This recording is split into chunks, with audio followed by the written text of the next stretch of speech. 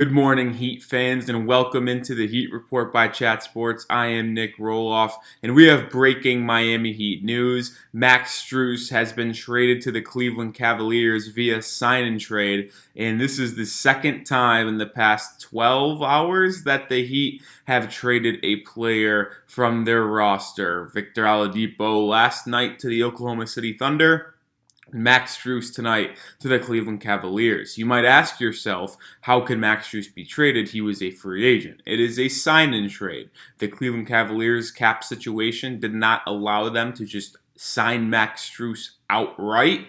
So because of that, they needed to do it via sign-in trade, and they needed to shed some salary as well, and the Heat and Spurs jump in and get this three-team sign-and-trade deal done so the Cleveland Cavaliers add Strus and add a shooter. This is the full details of the deal. I'm just looking over my shoulder. Adrian Wojnarowski had the report this morning. The Cleveland Cavaliers are getting Max Strus. The Miami Heat are just getting one second-round pick, and the Spurs are acquiring Cedi Osman, Lamar Stevens, and a second-round pick. So the Cavs obviously getting rid of Osman's contract, Lamar Stevens acquiring Strus, and they're giving up two second-round picks. So it's pretty clear that the Cleveland Cavaliers coveted Max Strus and were willing to give up two players and two second-round picks just to get Max Strus. So let's look at it from a Heat perspective just to start off this video. And I think this is a win. I mean, you're getting a second-round pick for nothing. It became pretty clear early on, even before free agency started, that the Heat were not going to be able to retain Max Strus. His market was too big. Indiana was rumored to give him $18 million a year, and Cleveland Cavaliers gave him $18 million a year, 4 for 63 to be exact, so just under that $18 million annual range. But Max Strus was clearly someone that a lot of teams wanted, and they identified and targeted early on in this free agency process. And it's just a really cool story for Max Strus. I mean, he was undrafted. He played for the Bulls, played for the Celtics, got caught by both of them, found a home in Miami, ended up playing really, really well, and was obviously good friends with Jimmy Butler. Butler posted last night on his Instagram story, if no one saw, peace out Gabe Vincent, peace out Max Strus, even though Strus technically wasn't gone yet. Jimmy knew. I mean, everyone knew that Max was eventually going to be gone, but it was just funny to see Jimmy post on Instagram yesterday before anything became official. But yeah, Strus is officially traded to the Cleveland Cavaliers. I like what the Heat have done so far in free agency. I'm actually pretty excited for what is to come as well. Obviously, the Heat are playing the wait-and-see game with Damian Lillard, but they signed Josh Richardson to a 2-year vet minimum deal, and he had offers for more money out there from Boston and Minnesota. So it was pretty cool to see Rook 2 return back home to Miami on a lesser deal because he knew the system, he bet on himself, and he's going to be that 3-and-D impact bench guy who he's been traded 3 or 4 times in the past 4 years, and it's because teams realize what he brings to the table, and now that the Heat have him back in Miami on a minimum deal, couldn't get any better. A good bench piece to replace a Max Strus, who's not as good as a shooter. Josh Richardson's not as good as a shooter as Max Strus, but a better defender and probably a better fit, especially if the Heat keep Duncan Robinson. You didn't need 2 of those guys. Now you got that 3-and-D guy off the bench. They obviously signed Kevin Love as well back, re-signed him to a 2-year deal on the minimum with a player option in year 2. That is the same exact contract as Kevin Love, so they get the minimum that they could possibly get based on their accolades and the length of them playing. So they both have player options in year 2, minimum both of those years. I would assume that Josh Richardson will likely opt out after this year because he's just too talented of a player to play on the minimum, and that's why it was so crazy and awesome to see him sign that if you're looking from a Miami Heat perspective, and he bet on himself that he's going to have a good year in Miami, which I would bet on him doing that as well.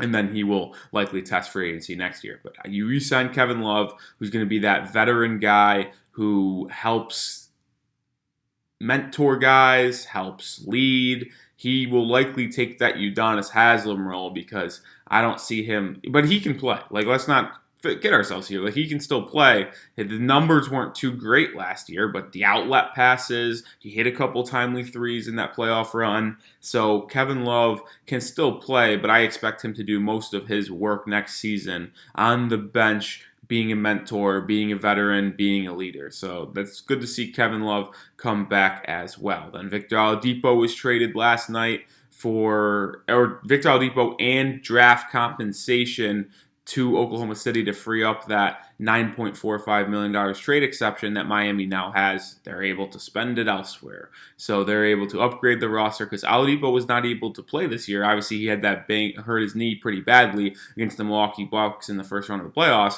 But now, instead of having a roster spot that is nothing and holds $9 million, they can now use that roster spot to sign someone and use that $9 million to sign multiple guys. So that is a big win for Miami. And the draft compensation going to Oklahoma City was never updated. It was just always Vic and future draft comp for the $9.45 million trade exception.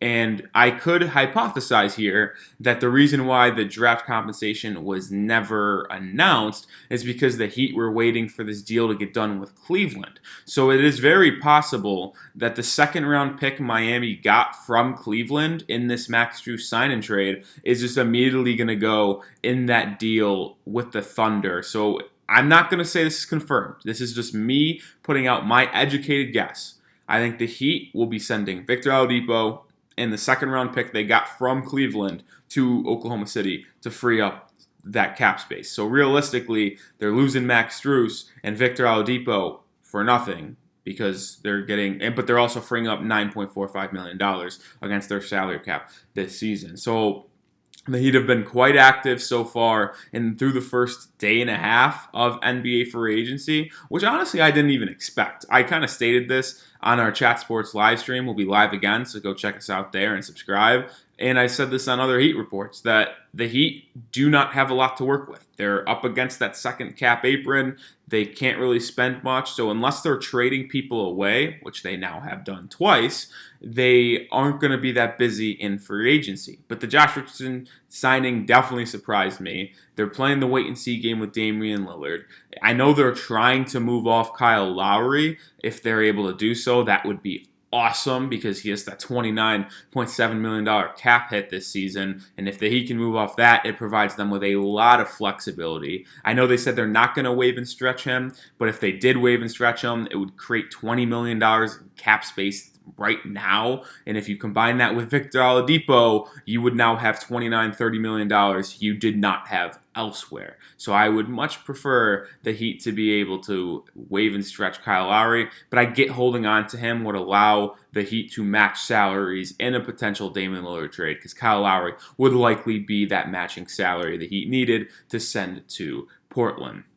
And for the rest of free agency, we'll be here, so make sure you subscribe. I labeled out a couple free agents I think the Heat could look at now with that cap space. I'm going to still hammer home the fact they need a guard to go with Damian Lillard if he does get traded, or Kyle Lowry, so I expect them to be in that guard market for on the minimum since Gabe Vincent left. Keep your eyes out on Dennis Smith Jr., maybe Russell Westbrook. Let's not get crazy here, but Russell Westbrook is a very likely scenario if the Heat don't go out and get someone else. I would also take a look at Mo Bamba, which is a real possibility. Christian Wood, he's been linked to the Heat a lot, and maybe he doesn't have the market he expected, and he signs pretty cheap. Maybe not the minimum, but just above the minimum, and the Heat can use that $9.5 million trade exception they had or just created. So I think there are a lot of options for the Heat to upgrade this roster. I'm very excited to see what Miami does. We will be here throughout the next week, of course, breaking down the latest Miami Heat news and rumors. We'll be here for when they make moves in free agency, make moves in trades. But right now, sit tight, be happy with what Pat Riley and this Heat front office have done, because in my opinion, they've done an excellent job of getting cap space and making a move, re-signing Josh Richardson and re-signing Kevin Love. So I think you guys should be pretty excited with what is to come for your Miami Heat. As always, go Heat, hit that sub button.